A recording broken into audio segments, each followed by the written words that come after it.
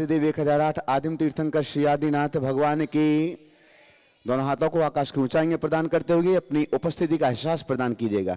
चैतन्य चमत्कारी श्री चंद्र प्रभु भगवान की, परम शांति विधायक श्री शांतिनाथ भगवान की, चिंतामणि श्री पार्श्वनाथ भगवान के, वर्तमान शासन नायक श्री महावीर भगवान के, 24 तीर्थंकर भगवंतों की, संत श्रोमणी 108 आचार्य गुरुवर श्री विद्यासागर जी महामुनिराज के, गुणायतन प्रणेता शंकर समाधान प्रवर्तक भावना योग जनक तरुणाई के प्रखर वक्ता पूज्य मुनिवर श्री प्रमाण सागर जी महाराज की, समस्त मुनि संघ की। आइए बंधु, शंकर समाधान का यह लोकप्रिय कार्यक्रम आज पुनः आप सभी लोग निर्ग्रंथों को जन्म देने वाली पावन नगरी बुढ़ार के इस नंदन वन स्थान से देख रहे हैं। आप सभी का और देश और दुनिया में अपने घरों पर बैठे हुए इस समय पारस चैनल, जिनवाणी चैनल और प्रामाणिक ऐप के माध्यम से इस कार्यक्रम को लाइव देख रहे सभी दर्शकों का हम हार्दिक हार्दिक स्वागत एवं अभिनंदन करते हैं। शंकर समाधान के इस सत्र को हम प्रारंभ करें उसके पूर्व महाराज श्री का मंगल आशीष ग्रहण करते हैं। दोनों हाथों को जोड़िएगा। आप सभी के लिए भी मंगल आशीष की छांव मिले और आपके माध्यम से देश और दुनिया में इस कार्यक्रम को देख रहे सभी लोगों के लिए भी मंगल छांव प्राप्त हो। हे महाराज श्री, नमोस्तु नमोस्तु नमोस्तु, इच्छामि इच्छामि इच्छामि। और आइएगा, हम इसी के साथ प्रथम प्रश्न के लिए कुमारी इवा जैन हैदराबाद 8 वर्ष, और उसके बाद में अगले प्रश्न के लिए तैयार रहेंगे अंशु जैन बुढ़ार। शीघ्रता से। नमस्ते नमस्ते नमस्ते महाराज जी, मेरा प्रश्न यह है कि जब भी कोई हमसे कुछ बोलता है कुछ करने के लिए, हम जल्दी से चिड़चिड़ हो जाते हैं। इसका उपाय क्या है निकालना? देखो, ये एक बच्ची ने सवाल किया है, पर ये हाल बड़ों का भी है। हमें चिड़चिड़ ना हो उसके लिए एक कमांड अपने मन को बार बार दो, मुझे शांत रहना है और मुझे सहज रहना है। समझ गए? इसको बार बार दोहराओगे तो जब चिड़ छूटेगी तो अंदर से आवाज़ आएगी, सहज रहना है, मुझे शांत रहना, ठीक हो जाएगा। ठीक है, चलिए, बहुत बढ़िया। अंशु जैन बुढ़ार, और इसके बाद में तैयार रहेंगे पीहल डोरी जैन बुढ़ार। 2 माइक रखो, एक पहले से पहुंचा के रखो। ओम ओम ओम। नमोस्तु महाराज श्री। पहुंचा। महाराज श्री, मेरा प्रश्न यह है कि अजय श्री जी कहते हैं कि आज में जीना सीखो और जहाँ हो वही का आनंद लो, फिर भी हमारा दिल और दिमाग एक ही जगह स्थिर क्यों नहीं रह पाता है? हम फिजिकली कहीं और रहते हैं और मेंटली हमारा दिमाग कहीं और ही फंसा रहता है। इस उलझन को हम शांत कैसे करें? देखिए, इस उलझन को शांत करने के लिए हमें एक लंबे अभ्यास की ज़रूरत है, और वो अभ्यास कि मुझे आज में जीना है, बार बार दोहराऊं, क्योंकि हमारे पुराने संस्कार अतीत की स्मृतियों में और भविष्य की कल्पनाओं में उलझाते हैं। यदि व्यक्ति जीवन के यथार्थ को सामने रख करके चले तो ये चीज़ें कम हो सकती हैं। और इसके लिए बार बार अपने मन को एक एडवाइस दीजिए, मुझे आज में जीना है, मुझे आज में जीना है, तो बाकी चीज़ें दिमाग से हटेगी और फिर हम अपने अंदर स्थिरता ला पाएंगे। परंतु महाराज जी, मेरी जो पहली बेटी है ना, वो भले जिसको गए 5 साल हो गया है, मुझसे दूर गए, पर मुझे आज भी उसकी कमी खलती है। उसका चेहरा आंखों के सामने आता है, मैं उसको भूल नहीं पाती और पुरानी स्मृति आती है। देखिए, पुरानी स्मृतियाँ आती है तो उससे बचने के लिए बस मुझे आज में जीना है, मुझे बीती को भुलाना है। क्या करना है? जो बीत गई सो बात गई, ये बार बार दोहराना होगा। उस घटना को अंदर से स्वीकार करोगे तभी बच पाएंगे। हाँ, पीहल डोरी जैन बुढ़ार। इसके बाद तैयार रहेंगे रूबी वड़कुल बुढ़ार। नमोस्तु महाराज जी, इच्छामि महाराज जी, हम जैन हैं। मगर अपने नाम के सामने पाठी, पड़ेले, सिंघई, पाटिल, पाटनी क्यों आदि लिखते हैं? देखो बात बिल्कुल सही है। जैन लिखने में क्या अपन शर्माते हैं? हाँ, क्या बात। देखो, जैन को अपनी पहचान जैन से करनी चाहिए, लेकिन मैं इसमें एक बात जोड़ता हूँ। ओम, अगर हम जैन नाम से अपनी पहचान बनाए तो बनाए, पर कदाचित ऐसा न भी हो तो हमारे काम से हमारी पहचान होनी चाहिए। नाम जैन रखना अति उत्तम है, लेकिन यदि कोई नाम नहीं रखा पर उसका काम जैन हो तो और उत्तम है। समझ गए?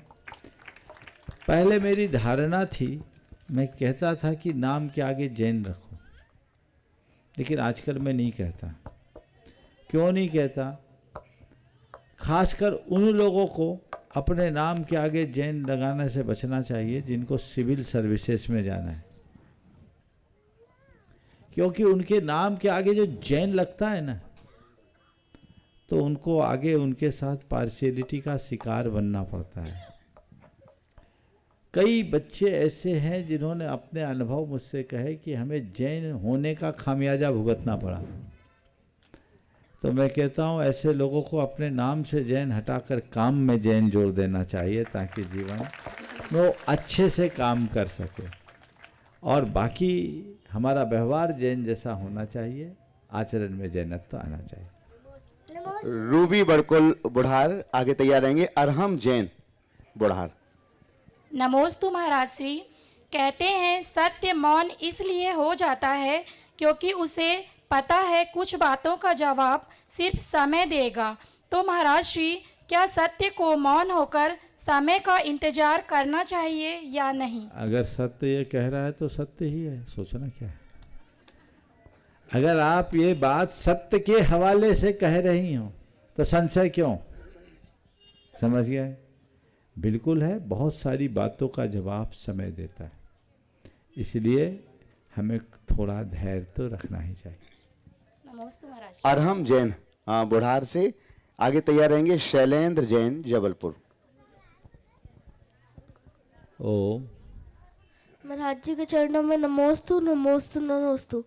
महाराज जी, स्कूल जाने के पहले सुबह कम समय मिलता है, जिससे हम भावना योग कब व कैसे करें, जिससे स्कूल जाने व भावना योग करने का दोनों हो सके। 5 मिनट वाला भावना योग करना है। अब 5 मिनट पहले बिस्तर छोड़ देना है, टाइम ही टाइम हो जाएगा। होगा कि नहीं होगा? है ना? तो 5 मिनट पहले बिस्तर छोड़ दो, रोज भावना योग करोगे, फर्क पड़ेगा। नमस्ते महाराज। शैलेंद्र जैन बुढ़ार, आपके बाद तैयार रहेंगे अनी वैशाखिया। नमोस्तु गुरुवर इच्छामी महाराज जी। महाराज जी, मेरी ये शंका है कि कर्म आश्रव से कैसे बचें? कर्म आश्रव से बचने के लिए तो हमें अपनी प्रवृत्तियों को नियंत्रित करना होगा। जब तक प्रवृत्तियां हैं तब तक कर्म का आश्रव है। हम प्रवृत्तियों को नियंत्रित करेंगे तो कर्म के आश्रव से बच पाएंगे। तो कर्म के आश्रव से बचना है तो अपनी प्रवृत्तियों को नियंत्रित करना होगा। पर ये बात मान के चलिए कि वर्तमान अवस्था में हम पूरी तरह प्रवृत्ति शून्य नहीं हो सकते, तो कम से कम प्रथम चरण में अशुभ प्रवृत्तियों से अपने आप को बचाएं। और अशुभ प्रवृत्तियों से बचने का सरल उपाय जितना बन सके शुभ प्रवृत्तियों में अपने आप को रमाएं, तो हम कर्माश्रव से बच सकते हैं। अनी वैशाखिया, अभी वैशाखिया 12 वर्ष, और इसके बाद में तैयार रहेंगे भावेश जैन पारस टेंट हाउस बुढ़ार। नमोस्तु गुरुवर। आज बच्चों ने अच्छी बाजी मारी। हाँ बोलो। गुरुवर, मैं ऐसा क्या करूं कि मैं बड़े होकर अपने संस्कार भी ना भूलूं और ना ही धर्म ध्यान से भटकूं? कृपया मार्गदर्शन करिए। बहुत अच्छा सवाल किया इस बच्चे ने। ऐसा क्या करूं कि अपने संस्कारों को न भूलूं और मार्ग से न भटकूं? देखो अभी जिस एज में हो तुम, इसी एज के बाद बदलाव शुरू होता है। 12 साल तक के बच्चे माँ बाप की पूरी बात मानते हैं, पाठशाला भी जाते हैं, धर्म की क्रियाएं भी करने लगते हैं, सब कुछ करते हैं। फिर धीरे धीरे बदलाव आता है। शरीर में हार्मोनल चेंज आने से हर व्यक्ति के स्वभाव में बड़ा बदलाव आ जाता है, और ऐसे समय में दोस्तों का प्रभाव ज़्यादा आता है। तो पहला काम अच्छे लोगों की दोस्ती करना। क्या करना? उन्हें ही अपना दोस्त बनाना, जिससे तुम्हारे संस्कार पुष्ट होवे। उनसे दूरी रखना जिससे संस्कार नष्ट होए। दूसरी बात, रहने दो, माता पिता से कोई बात कभी मत छिपाना। कोई भी गलती हो जाए तो माँ बाप को जरूर बताना। और माँ बाप से मैं साथ ही कहूँगा कि बच्चे यदि कोई गलती बताते हैं तो उन्हें सीख देना, सजा नहीं। उन्हें समझाना कि ये उम्र सुलभ गलतियाँ हैं, हम आगे इसको न दोहराएं। समझ गए? और जो पाठशाला आदि जाने का कार्यक्रम है उसे बंद नहीं करना। धार्मिक समागम जितना बन सके बनाओ, और रोज़ अपने मन को एक कमांड दो, मुझे एक अच्छा मनुष्य बनना है, मुझे सच्चा श्रावक बनना है, सच्चा जैन बनना है। सुबह उठो तो यही प्रार्थना करो, और यदि सुबह का 5 मिनट का भावना योग रोज करोगे ना, तो जीवन कभी भी असंतुलित नहीं होगा, अपने आप व्यवस्थित बन जाएगा। समझ गए? चलिए। भावेश जैन, पारस टेंट हाउस बुढ़ार, और आपके बाद में तैयार रहेंगे महेंद्र जैन शतना, और साथ में अरिहंत जैन बिट्टू कटनी, शिरोमणि संरक्षक गुणायतन। मंचासीन समस्त गुरुओं के चरणों में शत शत नमन। गुरुदेव, आज से 34 वर्ष 349 दिन पूर्व जब आपकी दीक्षा हुई थी, पूज्य गुरुदेव ने आपका नाम प्रमाण सागर जी दिया, और आज आप सारे विश्व में प्रामाणिक संत के नाम से विख्यात हैं। आज आपकी वाणी से निकला हुआ प्रत्येक शब्द प्रमाण के साथ निकलता है। तो क्या यह बात गुरुदेव को पहले से पता थे कि आप आगे जाके प्रामाणिक संत बनेंगे, या फिर ये उनके द्वारा दिए गए कहीं ना कहीं नाम का प्रभाव है? तो गुरुदेव, मूलतः प्रश्न यह है कि क्या व्यक्ति के नाम का उसके जीवन और व्यक्तित्व में प्रभाव पड़ता है? और दूसरा कि वैदिक परंपरा और अन्य कई परंपराओं में आज भी नाम जो है जन्म तिथि के हिसाब, जन्म तिथि और राशि से निर्धारित होता है। तो क्या ऐसी कोई परंपरा हमारी, ऐसी कोई मेथड हमारे श्रमण परंपरा में भी है? बहुत अच्छा सवाल। देखो, सबसे पहले तो तुम्हारे सवाल का उत्तर मैं इन 2 पंक्तियों से देना चाहूँगा। गुरु से शिष्य की कौन बात अनजानी है, सागर को मालूम है बूंद में कितना पानी है। समझ गए? अब रहा सवाल हमारे नामकरण का। तो मेरा नामकरण मेरी दीक्षा के पहले ही हो गया था। बताता हूं, गुरुजी जब हम लोगों को पढ़ाते थे, मैं ब्रह्मचारी था, बहुत प्रश्न किया करता था, और प्रश्न, एक प्रश्न पर प्रश्न, प्रश्न पर प्रश्न। खासकर जब वो व्याकरण पढ़ाते थे, व्याकरण में रीजनिंग बहुत होती है, बहुत तर्कना होते, एक एक सूत्र की सिद्धि में अनेक सूत्र लगते हैं। तो कई कई बार 1.5 घंटे की क्लास में मैं एक सूत्र से आगे नहीं बढ़ने देता था। प्रश्न पर प्रश्न, प्रश्न पर प्रश्न, प्रश्न पर प्रश्न, और वो गुरुदेव मुस्कुराते हुए खूब उत्तर देते थे। जो लोग संघ में पहले से जुड़े हुए उनको ये पता भी होगा। एक दिन की बात है, आहार जी की, 1985 की। कोई ऐसा प्रकरण आया कि मैं इतने प्रश्नों की झड़ी लगा दिया कि हमारे एक साथी ब्रह्मचारी ने कहा, ये तो पूरे शंका सागर है। साथी ब्रह्मचारी ने कहा शंका सागर है, तो गुरुजी ने कहा शंका सागर नहीं, प्रमाण सागर है। अभी हम ब्रह्मचारी थे, 3 दिन बाद हम लोगों को हमारी क्षुल्लक दीक्षा हुई। मेरा पहला नंबर था और गुरुदेव ने मेरा नाम पुकारा प्रमाण सागर। तो ये हमारा नामकरण उन्होंने दीक्षा से पहले कर दिया था। आपका जो सवाल है कि गुरु क्या देखकर नाम देते हैं, तो मैं तो ये जानता हूँ गुरु जो नाम देते हैं वो नाम अनवर्थ हो जाता है, वो जो भी देख करके दे। और मैं ये भी समझता हूँ वो शिष्य की योग्यता, क्षमता और संभावनाओं को देख करके ही नामकरण करते हैं। सवाल है क्या नाम का हमारे जीवन पर कोई प्रभाव पड़ता है? अगर ऐसे देखें तो कहते नाम का प्रभाव पड़ता है, पर मुझसे पूछो तो मैं कहता हूँ नाम का कोई प्रभाव नहीं पड़ता। बुंदेलखंड की एक कहावत से बात करूंगा, क्योंकि आप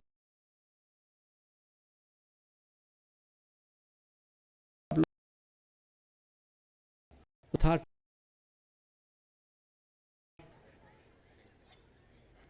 उसे नाम बड़ा अटपटा लग रहा था। सोचा मैं अपना नाम बदल लूं। तो नाम बदलूं, कौन सा नाम रखूं? चलो घूमते किसी का नाम पूछेंगे, जो नाम पसंद आएगा वो अपना नाम कर लेंगे। वो निकला तो देखता क्या है, एक महिला फटे चिथे कपड़े पहनी हुई है और कंडे बिन रही है। कंडे समझते हैं ना, गोबर के। उसने उससे पूछा, बहन जी आपका क्या नाम? तो उसने कहा लक्ष्मी। वो आश्चर्यचकित, लक्ष्मी और इतने फटे हाल,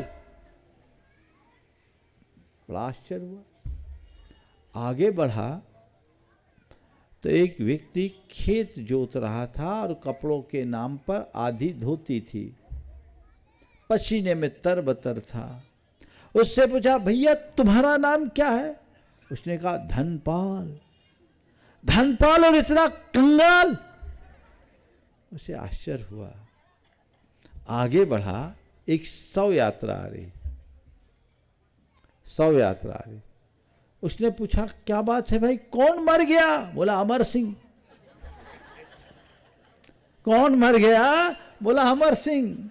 तो उसने कहा, लक्ष्मी कंडा बीनती हर हाके धनपाल। लक्ष्मी कंडा बीनती हर हाके धनपाल, और अमर सिंह भी मर गए, हम नोने ठन ठन पाल। हम ठन ठन पाल ही ठीक है। इस संदर्भ में अगर देखो तो नाम से बहुत ज़्यादा संबंध नहीं होता। बहुत सारे फकीर चंद को मैंने करोड़पति के रूप में देखा और बहुत सारे करोड़े लाल सड़क में घूमते फिरते भी देखे। तो ये चीज़ें बनती बदलती है। अब रहा सवाल नामकरण कैसे करे, जन्म नाम से करे कैसे करे? ज्योतिष के हिसाब से बात करोगे तो जन्म के जो अक्षर हैं नक्षत्र के, उनके अनुसार करना चाहिए। आदि पुराण में नामकरण के संदर्भ में एक बहुत अच्छी बात लिखी कि भगवान के सहस्र नामों पर आधारित नाम को आप एक मटके में डालो, कलश में डालो, और उस बच्चे से एक पर्ची निकलवा लो। जो पर्ची निकल जाए वो उसका नामकरण कर दो। यानी भगवान के नाम से जुड़ा नाम होना चाहिए। हाँ, उसको स्त्रीलिंग बना दो, सब व्यवस्था है। तो उस पर आधारित नामकरण किया जा सकता है, ऐसा आदि पुराण में वर्णित है। ज्योतिष के हिसाब से जन्म नाम हो। अब जैसा आपको करना है, नाम से बड़ा काम होता है, इसे ध्यान रखें। महेंद्र जी जैन सतना, अरिहंत जी जैन बिट्टू कटनी से श्रोमणी संरक्षक गुणायतन बिहार टीम और पूरी बिहार की टीम साथ में खड़ी हुई। एक बार जोरदार करता ध्वनि से सबका सम्मान भी कर दें। और इसके बाद में तैयार रहेंगे डॉक्टर पारुल जैन कोतमा। मुनिश्री के चरणों में त्रैवार नमोस्तु नमोस्तु नमोस्तु। क्षुल्लक जी के चरणों में एक छामी एक छामी एक छामी।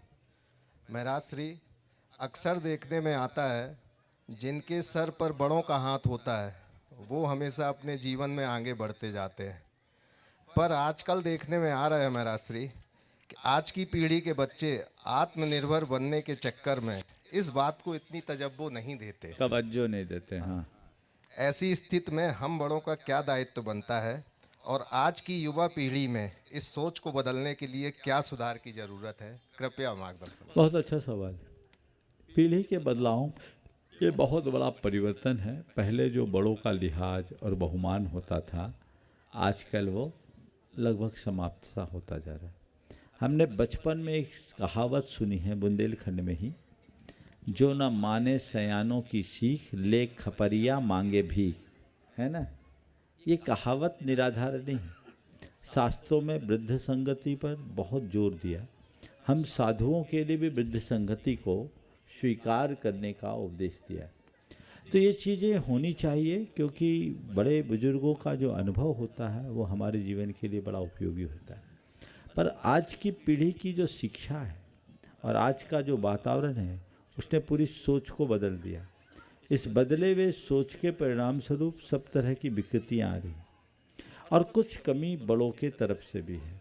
हमारे बड़े भी कुछ ऐसे हो गए हैं जो या तो बहुत ज़्यादा नियंत्रण करना शुरू कर दिए या एकदम आज़ादी देने लगे। तो इससे बच्चे उच्छृंखल होते हैं। यदि बच्चों को ठीक तरीके से पाला जाए, उन्हें अच्छे संस्कार दिया जाए, तो आज भी ऐसे हैं जो बड़ों के बिना आगे नहीं बढ़ते। बड़ों को चाहिए कि बच्चों में छिपी हुई संभावनाओं को समझे और उन्हें प्रोत्साहित दे, उन्हें खुलने और खिलने का अवसर दे, दबा के न रखे। जब बहुत ज़्यादा बच्चों की क्षमताओं पर अविश्वास होता है तो फिर बच्चे दूसरा रास्ता अंगीकार कर लेते हैं। अगर बच्चे कुछ करना चाहते हैं, एकदम न रोके। आज के संदर्भ में मैं बात कर रहा हूँ, खासकर जैसे व्यापार धंधा या पढ़ाई लिखाई। बच्चों को थोड़ा समझाएं, उनकी भावनाओं को समझते हुए। और यदि बहुत ज़्यादा है तो थोड़ा सा ट्राई करने दो। एक आध गच्चा खाएगा तो अपने आप बच्चा रास्ते पे आएगा, नहीं तो बहुत मनमुटाव होता है, आपस में खींचातानी होती है। और बहुत कम परिवारों में ऐसा है जहाँ बच्चे बड़ों का पूरा अनुकरण करते हैं, बल्कि कई जगह तो बड़ों को कॉम्प्रोमाइज़ करना पड़ता है। ऐसी स्थिति निर्मित ना हो, उसके लिए संस्कारों को इतना सुघड़ बनाएं कि बच्चे कभी बड़ों की उपेक्षा न कर सकें। बिट्टू भैया भी अपना प्रश्न रख लें, बिहार टीम अभी खड़ी है। और उसके बाद में विक्रम जैन, अम्बिका विक्रम को। नमोस्तु महाश्री। पहले तो मैं 2 पंक्तियों के साथ शंका समाधान के कार्यक्रम को बोलो, जल्दी बोलो। हाँ जी। शंकाओं से भरा था मेरा जीवन, गुरुदेव के समाधानों से निखर रहा हूँ। लगता है फिर से एक नया जन्म इस धरती पर मैं ले रहा हूँ। ये हमारे लिए और सभी श्रावकों के लिए ये लाइनें थी। मेरा प्रश्न ये है कि मनुष्य के जीवन में अगर किसी गुरुदेव का सानिध्य प्राप्त हो जाए और वो भी उस गुरु के प्रति समर्पित रहे, तो ऐसे में सांसारिक जीवन की जो व्यथा है और साथ में जितनी भी अपने झंझटों में फंसा हुआ है, उनसे अलग होके एक वैराग्य जीवन की अनुभूति कैसे ले, इस पे थोड़ी सी मार्गदर्शन। एक कहावत है, खरबूजा खरबूजे को देख के रंग बदलता है ना। थोड़े दिन रहो ना, अभी तो शुरुआत है, अपने आप रंग बदल जाएगा और ढंग बदल जाएगा। बहुत सुंदर। हाँ, पीछे डॉक्टर पारुल जैन, कोतमा, साथ में जो बहन है वो साथ में उनके रहेंगे। और इसके बाद में तैयार रहेंगे जूली जैन, अध्यक्षा तसला महिला मंडल और पूरा महिला मंडल। नमोस्तु महाराज श्री। महाराज जी, मेरी शंका है कि आनंदमय सुखी जीवन के लिए जरूरी है हमेशा प्रसन्न रहना, और प्रसन्नता बनाए रखने के लिए आवश्यक है हंसकर बात करना। और महाराज जी, अगर हंसते हैं तो फंस जाते हैं, तो फिर क्या करें? बहुत अच्छी बात है। आनंदमय जीवन जीने के लिए प्रसन्न रहना है और प्रसन्नता की अभिव्यक्ति के लिए हंसकर बात करना है। आपने कहा हंसते हैं तो फंसते हैं। देखो, अपने आप हंसोगे तो कभी नहीं फंसोगे, और किसी के ऊपर हंसोगे तो जरूर फंसोगे। इसलिए किसी के साथ हंसो, पर किसी पर कभी मत हंसो। देखो हम कैसे हंसते हैं, किसी पर क्यों हंसना, अपने आप हंसो। और एक सदाबहार प्रसन्न रहने का एक सूत्र आपको देता हूं जो मैं अपनाता हूं। सुबह उठो, आंख खोलो, मन को प्रसन्नता से भरो। इतनी प्रसन्नता से कि जैसे जीवन की कोई बहुत बड़ी निधि मिली हो। क्यों? और निधि मिली है जिसका एहसास बहुत कम लोग करते हैं। नया जीवन मिलना, जीवन का नया दिन मिलना किसी निधि से कम है क्या? बोलो। हाँ, सुबह उठते हो, नया दिन मिला, तुम्हारे जीवन के लिए कोई निधि मिली कि नहीं मिली? तो खुशी क्यों नहीं? उसका मूल्य नहीं? आंखें मिलते मिलते ये क्या? आंख खोलो, मन को प्रसन्नता से भरो, प्रकृति, परमात्मा और माता पिता को धन्यवाद दो कि हे प्रभु, हे परमात्मा, आपकी कृपा से मुझे जीवन का यह नया दिन मिला। आपके चरणों में बहुत बहुत आभार, और मैं आज के दिन को अच्छे से बिताऊंगा। आज पूरे दिन मुझे प्रसन्न रहना है। सुबह उठते ही मुस्कान से भरोगे तो दिन भर मुस्कुराहट निकलेगी, और सुबह उठते ही भिन भिनाओगे तो भिन भिनाते ही रहोगे। तो प्रसन्नता की शुरुआत सुबह से करनी चाहिए, और शाम सोते समय भी धन्यवाद देकर सोना चाहिए। हे प्रभु, आज का यह दिन अच्छे से बीता आपकी कृपा से, अब मैं सोने जा रहा हूं। यदि रात में मेरी जाने की बारी आ जाए तो ज़्यादा कुछ नहीं, इतनी कृपा कर देना, जाने से पहले मेरी आंखें खोल देना, मैं जाते जाते भी तेरे दर्श करते हुए जाना चाहता हूं। ऐसी सोच रहे। सुबह का 5 मिनट का और सोने के समय के 5 मिनट का भावना योग करो, देखो दिन भर में क्या मजा आता है। समझ गए? चलिए।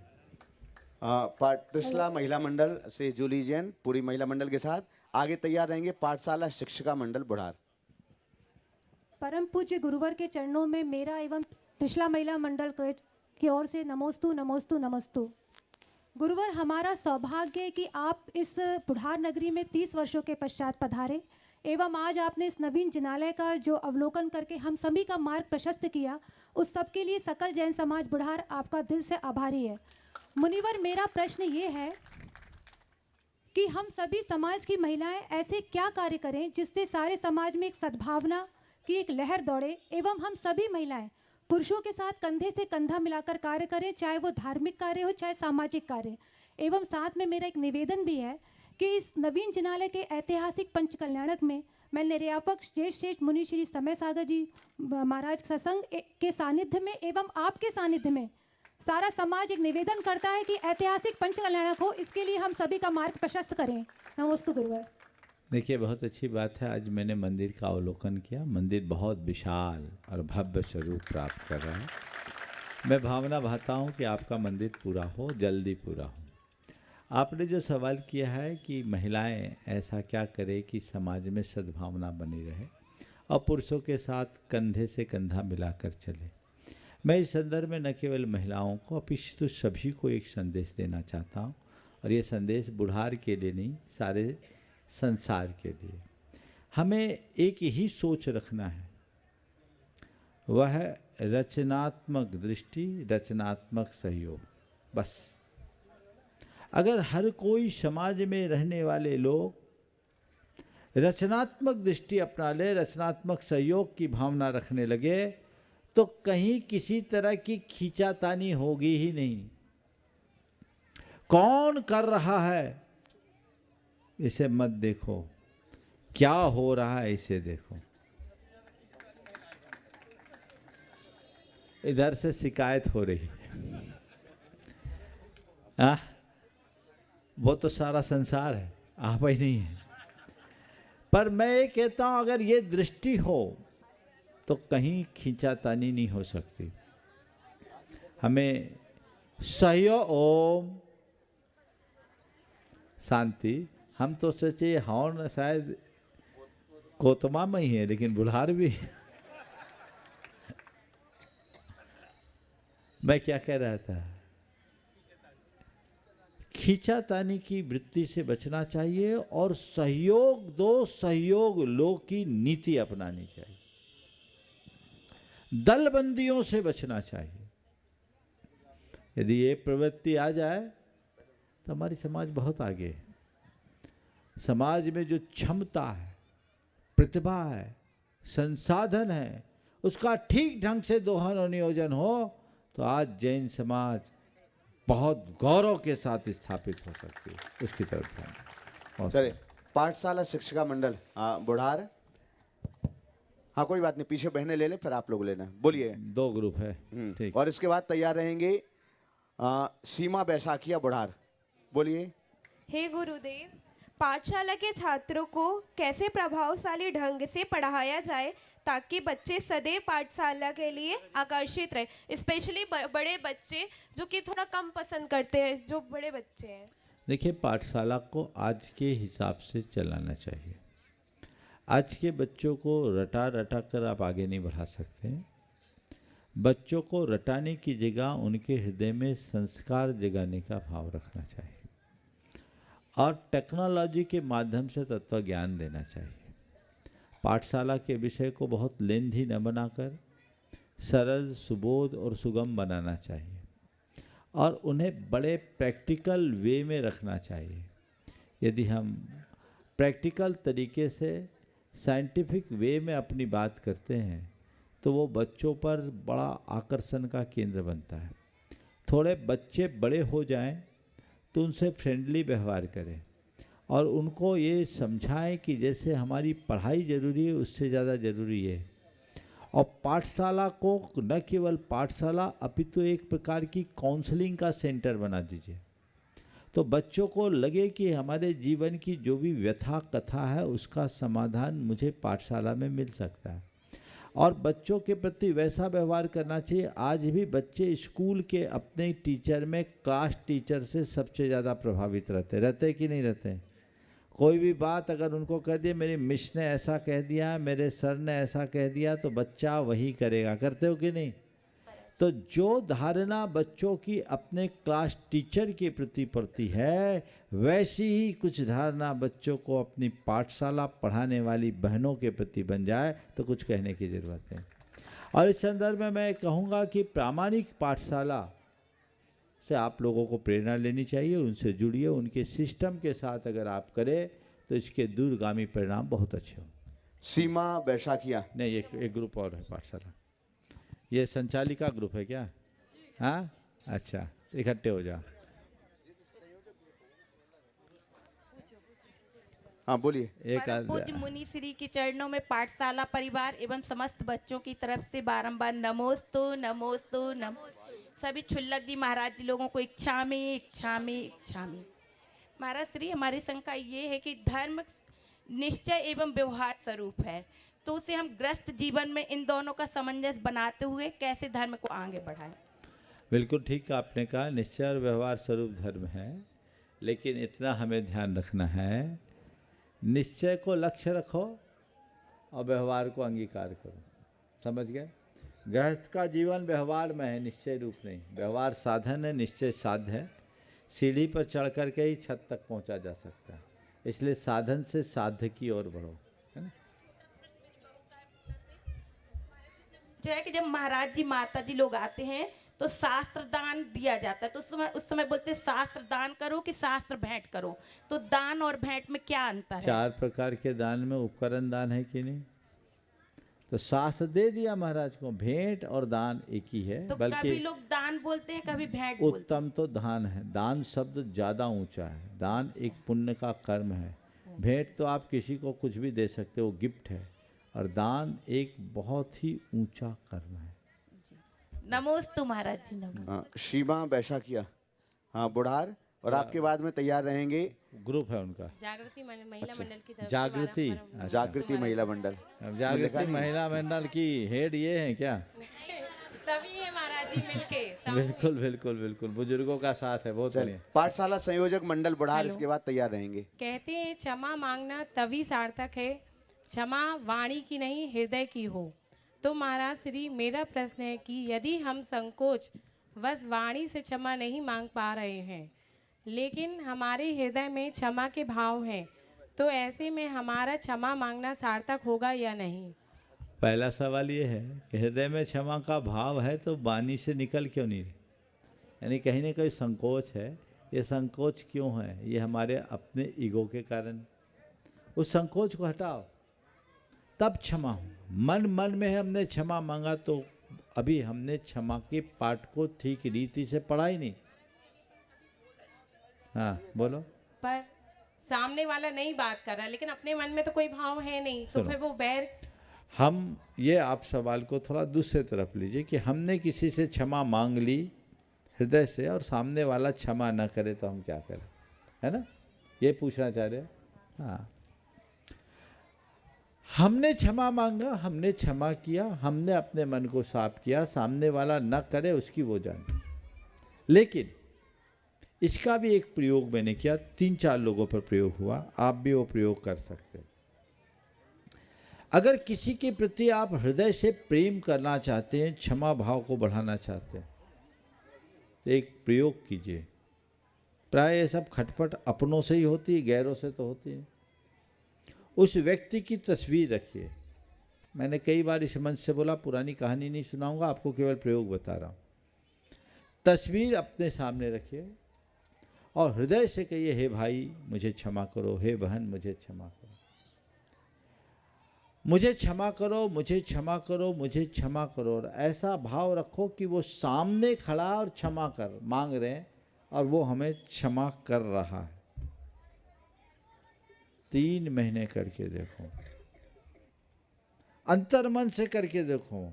मुझे पक्का विश्वास है कभी इसी सभा में आओगे और कहोगे महाराज हृदय बदल गया। कहानी सुनाओगे। कई लोगों की बातें मैंने इस मंच से की है, अभी दोहराऊंगा नहीं, लेकिन ये प्रयोग बहुत अनुभूत प्रयोग है, ऐसा किया जा सकता है। पाठशाला संयोजक मंडल हो तो गया।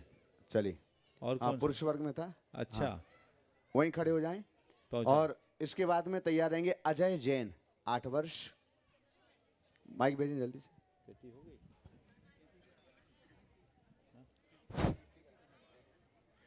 महाराज श्री के चरणों में त्रय बार नमोस्तु नमोस्तु नमोस्तु। छुल्लक जी के चरणों में त्रय बार इच्छामि इच्छामि इच्छामि। महाराज श्री, हम लोग अपने अंदर योग्यता कैसे जागृत करें कि पाठशाला सुचारू रूप से संचालित रह सके? और अभी 14 तारीख को ही महाराज जी शुभारंभ हुआ है पाठशाला का। देखो, निर्वेक सागर जी महाराज पाठशाला के मास्टर हैं। आप लोगों से उनने पाठशाला शुरुआत कराई तो पूरी गाइडलाइन तो दी ही होगी, बस जो उनने कहा उसको ब्रह्मवाक्य मान करके चलते रहो, इधर उधर दिमाग नहीं लगाओ तो काम हो जाएगा। नमोस्तु महाराज। अजय जैन, 8 वर्ष। अनय जैन चलेगा। हाँ, इसके बाद में तैयार रहेंगे कीर्ति अरविंद जी राजा जबलपुर, साथ में निधि जैन बुढ़ार। महाराज जी, मेरा प्रश्न ये है कि मुनि महाराज लोग अभिषेक क्यों नहीं करते? बहुत सुंदर। वो मुनि महाराज इसलिए नहीं करते, समझ गए? मुनि महाराज का काम अभिषेक करने का नहीं, मुनि महाराज का काम पूजा करने का नहीं, ये सब काम गृहस्थों का है। मुनि महाराज तो खुद पूज्य हैं, लोग उनको पूजते हैं, उनके पांव प्रक्षालन करते हैं, उनको अभिषेक करने की क्या जरूरत? समझ गए? जो पूज्य बन गया उसे पूजा अभिषेक की जरूरत नहीं। चलो। हाँ, कीर्ति अरविंद जी राजा जबलपुर, साथ में निधि जैन बुढ़ार। आगे तैयार रहेंगे अखिलेश शतवैया टीकमगढ़। बोलिए, कहाँ बैठे अरविंद जी राजा? साथ में। नमोस्तु महाराज जी, नमोस्तु नमोस्तु। वही बोलो। महाराज जी, हम अपना 100% बेस्ट दें, 100%, उसके बाद भी श्रेय नहीं मिलता, ऐसा क्यों? ऐसा इसलिए कि किसी ने अच्छा किया, हमने उसकी आलोचना की है कभी, इसलिए हम अच्छा कर रहे हैं तो भी उसका हमको श्रेय नहीं मिल रहा। इसलिए क्या करो, कभी हताश मत हो। जब भी अच्छा करने के बाद भी कई लोग बोलते हैं हमको यश नहीं मिलता, यश नहीं मिलता। ये महिलाओं की तरफ से ज़्यादा शिकायत रहती। मैं पहले इसका उत्तर देता रहता था अपने हिसाब से, लेकिन जब भगवती आराधना का स्वाध्याय के क्रम में ये मुझे प्रसंग मिला तो समाधान बड़ा अच्छा मिल गया। उसमें यही बताया कि जो अच्छों की आलोचना करता, अच्छे की आलोचना करता, उसको ऐसा कर्म बंधता है कि कितनी अच्छा करे उसकी आलोचना ही होगी। तो जब भी ऐसा हो मन मायूस होने लगे, सोचो नहीं मैंने कभी ऐसी आलोचना की इसलिए ऐसा हुआ, ये गनीमत है, अच्छा कर रहे हैं तो आलोचना, बुरा करे तो पता नहीं फांसी न लग जाए।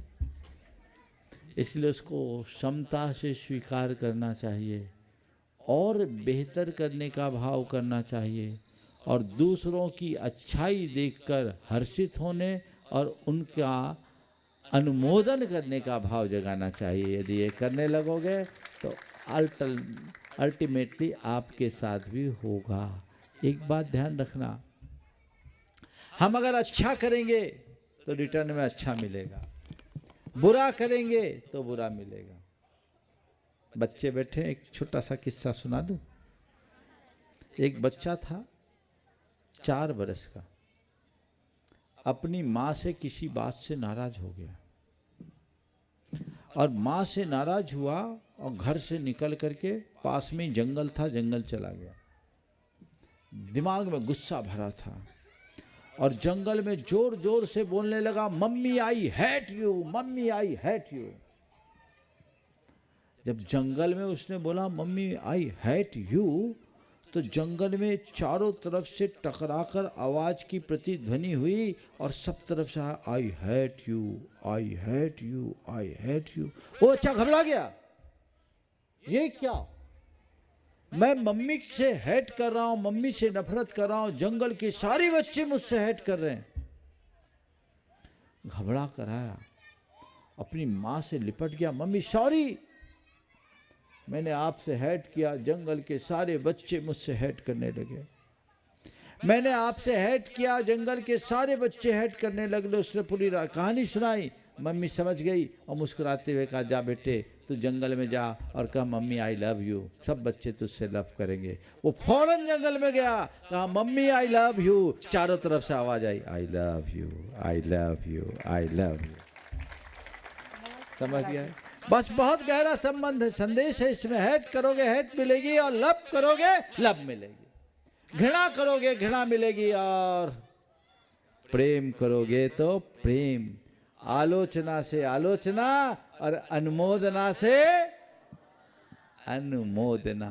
समझ गए? इसलिए जिनको ऐसा लगता है कि मुझे यश नहीं मिलता, वो एक व्रत ले, मैं दूसरों को श्रेय देना शुरू करूंगा, उसकी अनुमोदना करना शुरू करूंगा, बदलाव आएगा। अखिलेश जी शतवैया टीकमगढ़ सृष्टि गुणायतन, साथ में अरविंद जी राजा और सभी उनके साथ में। और इसके बाद तैयार रहेंगे स्तुति मंडल बुढ़ार। गुरुदेव स्तुति के मंडल हो चरणों गया में दरबार नमोस्तु नमोस्तु नमोस्तु। चुल्लक जी के चरणों में क्षामी क्षामी क्षामी। गुरुदेव सुबह के प्रवचन थे कि धर्मात्माओं में जो धर्मात्मा होता है उसमें सरलता समता भाव आता है, अहंकार क्रोध दूर होता है। ये मैं देख रहा हूँ। हमारे पिताजी ने 35 साल पहले आचार्य श्री से 7 प्रतिमाएं ली थी, लेकिन मैं जीवन उनके अंदर जो समता भाव है, सरलता है, वो मैं महसूस कर रहा हूँ। लेकिन मुझे जो है किसी की गलत बात पसंद नहीं आती है और मैं अपना समता भाव सरलता सब खो देता हूँ। ऐसा क्या करूँ कि मुझे लोग पहचाने कि मैं गुरुवर प्रमाण सागर का शिष्य हूँ। अपने पिताजी की पाठशाला अटेंड करना शुरू करो। इनके पिताजी वयोवृद्ध हैं, मेरे ख्याल से 90 वर्ष के हो गए, 90 के हो गए और व्रती हैं और वाकई में समता मूर्ति हैं। मैंने उनके जीवन का प्रारंभिक दौर देखा तब और अब में जमीन आसमान का अंतर। अखिलेश तुमसे यही कहूँगा कि जैसे तुम्हारे पिताजी ने ठाना और अपने जीवन को बदला, वैसे ही तुम्हें भी ठानना होगा। अपने स्वभावगत दुर्बलता को दूर करने के लिए मनुष्य जब तक संकल्पित नहीं होता तब तक जीवन में बदलाव नहीं आता। इसे ठान लीजिए, मुझे अपने आप में बदलाव लाना है, तभी जीवन का आनंद है। नमोस्तु। स्तुति मंडल बुढ़ार और इसके बाद में तैयार रहेंगे पार्श्वी वड़कुल बुढ़ार। नमोस्तु गुरुवर, नमोस्तु गुरुवर। कल्पना बहुत सुंदर होती है गुरुदेव, लेकिन उसे जिया नहीं जा सकता है, और वास्तविकता बहुत कड़वी होती है, परंतु उसे छोड़ा नहीं जा सकता है। क्या हम कल्पना को वास्तविकता में और वास्तविकता को कल्पना में परिवर्तित कर सकते हैं? यदि हाँ, तो कैसे समाधान करें? बहुत अच्छी बात है। कल्पना को वास्तविकता में और वास्तविकता को कल्पना में परिवर्तित कर सकते हैं। आपका बहुत सुंदर वाक्य है, कल्पना बहुत सुंदर होती है पर उसमें जिया नहीं जा सकता, और वास्तविकता कड़वी होती है पर उससे अलग किया नहीं जा सकता। आपने पूछा कल्पनाओं को वास्तविकता में बदल सकते हैं क्या? मैं कहूँ कि कल्पना को वास्तविकता में बदल भले नहीं सकते पर वास्तविकता के अनुकूल कल्पना जरूर कर सकते हैं। हर व्यक्ति कल्पना के आकाश में उड़े पर यथार्थ की धरती को छूते हुए। यदि वास्तविकता का स्पर्श करते हुए कल्पना लोक में मनुष्य विचरण करेगा तो कभी विफल नहीं होगा, लेकिन कल्पना की उड़ान भरते समय यथार्थ के धरातल को खो देंगे तो जीवन में कुछ नहीं हो पाएगा। इसलिए यथार्थोन्मुखी बने, कल्पना जीवी नहीं। महाराज जी एक क्वेश्चन और है। पार्श्वी एक क्वेश्चन और है महाराज जी। अभी बहुत है, रहने दो। दूसरा कि मायाचारी करने से स्त्री अवस्थाएं मिलती है, जैसे शास्त्रों में भी बताया गया है कि मायाचारी से स्त्री पर्याय प्राप्त होती है। तो जैसे मंदिर में रहते हैं तो मन विशुद्ध रहता है, मंदिर में रहते हैं तो मन विशुद्ध रहता है, और घर जाके वही ऐसा लगता है कि जो शास्त्र में पढ़ा है वो सही हो रहा है, मायाचारी घर में होने लगती है। ऐसा क्यों गुरुदेव? देखिए, स्त्रियों में मायाचारी की बहुलता है, ये सत्य है, लेकिन चार्ल्स शोभराज और नटवर लाल पुरुषों में हुआ, स्त्रियों में नहीं हुआ, ये भी सोचना। स्त्रियों में जो मायाचारी है इसका तात्पर्य ये नहीं कि स्त्रियां कपटी होती, स्त्रियों में स्वाभाविक मायाचार है, क्योंकि उनका शरीर ऐसा है, उनकी प्रकृति ऐसी है कि उन्हें बहुत कुछ छुपाना पड़ता है। आचार्यों ने उस छुपाव को देखते हुए मायाचारों विथीनम शब्द लिखा, लेकिन इसका मतलब ये नहीं कि सारे पुरुष सरलता की मूर्ति हैं। स्त्रियों की माया स्वाभाविक है और पुरुषों का की माया वैभाविक, स्वभाव से ज़्यादा खतरनाक विभाव होता है। इसीलिए चार्ल्स शोभराज और नटवर लाल जैसे लोग पुरुषों में पैदा हुए, समझ गए? इसलिए इन बातों को ध्यान रखना। पार्श्वी बड़कुल बुढ़ार आगे तैयार रहेंगे। प्रवीण पाइया बुढ़ार, बरगद बाला साहब। नमोस्तु महाराज जी। कहते हैं पहनावे से किसी के संस्कारों को मत आके, कोई जीन्स पहन कर भी जिंदगी भर माता पिता की सेवा कर सकती है, तो कोई घूंघट डाल कर भी रोज़ गाली दे सकते। तो महाराज जी मेरा प्रश्न ये है कि पहनावे से संस्कारों को आंकना चाहिए या नहीं? बहुत अच्छा सवाल है। पहनावे से संस्कारों को ना आंका जाए। कोई जीन्स पहन करके भी माता पिता की सेवा कर सकती है और कोई घूंघट निकाल करके भी माता पिता से लड़ सकती है, जिंदगी भर लड़ सकती है। मैं इसका समर्थन करता हूँ, लेकिन एक बात मैं इतना कहूँगा, अगर कोई जीन्स पहन करके माँ बाप की सेवा कर रहे हैं तो वो बहुत प्रशंसनीय है, और कोई घूंघट निकाल करके झगड़ा कर रहे हैं तो ये निंदनीय। लेकिन एक बात समझो, कोई स्त्री यदि भारतीय वेशभूषा में रहती है तो उसके का कैसा रूप उभरता है, बोलो। एक स्त्री है एकदम युवा स्त्री जो जीन्स और टॉप पहन करके सामने खड़ी है, और एक स्त्री है जो भारतीय परिधान में साड़ी पहनकर खड़ी है। दोनों रूप, उसी के दो चित्र सामने हों। जो पहनना है वो आपका अपना चॉइस है, मुझे कोई लेना देना नहीं, लेकिन दोनों में अंतर दिखता है कि नहीं? एक स्त्री जब भारतीय परिधान में साड़ी के लिबास में रहती है तो उसमें माँ और देवी जैसा रूप दिखता है कि नहीं दिखता? और अगर वो आधुनिक परिधान पहनती जींस टॉप तो वो एक मैडम दिखती है। क्या दिखती है? तो स्त्री माँ बनना चाहे, देवी बनना चाहे, अपनी दिव्यता का प्रकाश फैलाना चाहे तो उसे भारतीय परिधान पहनना चाहिए, और मैडम बन के घूमना है तो जो चाहे पहने।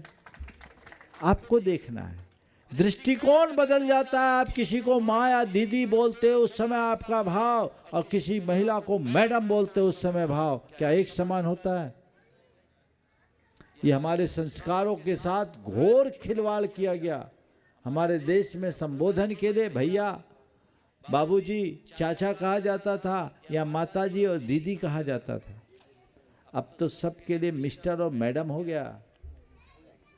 ये मैडम मैम, ये सोच को बिगाड़ते हैं। उस समय वो व्यक्ति के लिए सामने वाले एक स्त्री होती है और पुरुष होता है, और जहाँ व्यक्ति की दृष्टि में स्त्री और पुरुष आएंगे वहाँ दृष्टि विकारी होगी, और जिसकी दृष्टि में माँ बहन होंगी उसकी दृष्टि में पवित्रता होगी। इसलिए अपनी पवित्रता के संस्कार को जीवंत बनाए रखने के लिए हमें अपने वेशभूषा की शालीनता का भी ध्यान रखना चाहिए, और उस शालीनता के साथ यदि काम करें तो सोने में सुगंध है, ऐसा सोचना चाहिए। प्रवीण पाइया बुढ़ार बरगदवाला शॉप, आगे तैयार रहेंगे शिल्पा जैन पेंड्रा। बहुत सारे नाम है, एक ही अभी नहीं, पीछे जिनका नाम बोला। परम पूज्य 108 प्रमाण सागर जी महामुनि राज की जय। नमोस्तु भगवान। महाराज जी, हम जानते हैं कि मन में नकारात्मक विचार नहीं आना चाहिए, हम कोशिश भी बहुत करते हैं, लेकिन महाराज जी प्रश्न ये है कि हम ऐसा कौन सा पुरुषार्थ करें जिससे हमारे मन में आने वाले नकारात्मक विचार दूर हो जाए। ऐसा कौन सा पुरुषार्थ करें कि मन में आने वाले नकारात्मक विचार दूर हो जाए। देखो 4 उपाय करो, ये समस्या बहुतों की है। नकारात्मक विचारों से बचने के लिए 4 उपाय बड़े उपयोगी हैं, इनका पालन करना चाहिए। सबसे पहली बात, ऐसे लोगों के जीवन चरित्र को पढ़ो जिनने सकारात्मकता से जीवन को आगे बढ़ाया है। ऐसे लोगों की संगति में रहो जिनकी सोच बहुत सकारात्मक है। तीसरी बात, रोज अपने मन को कुछ सकारात्मक प्रेरणा दो, सकारात्मक संकल्पों के आत्म सुझाव दो। मुझे सकारात्मक रहना, I have to be positive, मुझे सकारात्मक रहना है, मुझे सकारात्मक रहना है, ये आत्म सुझाव निरंतर दो। और नकारात्मक सोच के लोगों से सुरक्षित दूरी बना के रखो। यदि ये चारों काम कर ले तो मैं मानता हूँ नकारात्मकता बहुत जल्दी छूट सकेगी। शिल्पा जैन पेंड्रा, आगे तैयार रहेंगे नितिन जैन स्टेशनरी बुढ़ार। महाराज श्री नमोस्तु नमोस्तु नमोस्तु। महाराज श्री, मेरा प्रश्न है कि कहते हैं कि रिश्ते जो रहते हैं पौधे की तरह रहते हैं, अपन जितना सींचो वो उतने ही फलते फूलते हैं, पर अपने जीवन में कई रिश्ते ऐसे होते हैं जिनमें अपन जितना भी सींचो वो निगेटिव ही होते हैं। अपन कई लोग ऐसे मिलते हैं जिनको अपन कितना भी पॉजिटिव करो लेकिन वो निगेटिव ही होते हैं। क्या इसका पूर्व जन्म से कुछ वो होता है, क्या रहता है महाराज जी? देखो, पेड़ 2-3 तरह के होते हैं। कुछ पौधे होते हैं उनको सींचने पर बढ़ते हैं, पर पेड़ होते एक बार बड़ा हो जाए तो उनको सींचना भी नहीं पड़ता, पर वो हमको छाया देते हैं। और कुछ ऐसे होते जो बिना सींचे ही बढ़ जाते हैं, जैसे गाजर घास। तो आपने रिश्ता कैसा बनाया ये देखो ना। आपने कोई फूल का बाग लगाया है या गाजर घास उगाया है, ये आपको देखना है। हम किनसे संबंध बना रहे हैं और कैसे संबंध बना रहे हैं, ये बहुत महत्वपूर्ण विषय है। इनको हम देख करके आगे करें। जहाँ तक अच्छाई करने के बाद भी किसी के साथ इस तरह की बातें होती तो हम ये कह सकते हैं कि किसी किसी का कुछ भवन नियोग ऐसा होता है पूर्व जन्म का, जिसके कारण उनके रिश्ते अच्छे नहीं बन पाते। पर सबके साथ ऐसा हो ऐसा कोई ज़रूरी नहीं। नितिन नीलेश जैन बुढ़ार, आगे तैयार रहेंगे ऋषिका जैन अमलाई। गुरुदेव के चरणों में सादर नमस्तु। गुरुदेव, कल का एक प्रश्न था वो नहीं आ पाया, क्योंकि एक प्रश्न ही लेने की मर्यादा है। पूछो और आपकी आज्ञा होगी तो इसके बाद पहला तो पूछ लो पहले। यदि सफलता एक सुंदर पुष्प है तो विनम्रता उसकी सुगंध है। तो गुरुदेव, हमें अपने जीवन में एक वृक्ष की तरह, झुकते हुए वृक्ष की तरह कितनी विनम्रता रूपी सुगंध भरे कि हम सफलता रूपी सुंदर पुष्प से अपनी इस जीवन वाटिका को महका सके हैं। गुरुदेव, आप मार्गदर्शन करें। देखिए, पुष्प का काम है जब तक श्वास है अपनी मकरंद बिखेरते रहना, अपनी खुशबू को फैलाते रहना, और जब वो पुष्प झड़ जाता है तो भी अपनी सुगंध है। तो हमें अपनी सफलता के पुष्प की मकरंद को अंतिम श्वास तक फैलाना चाहिए। समझ गए? इसलिए कोई सफलतम व्यक्ति विनम्रता से दूर है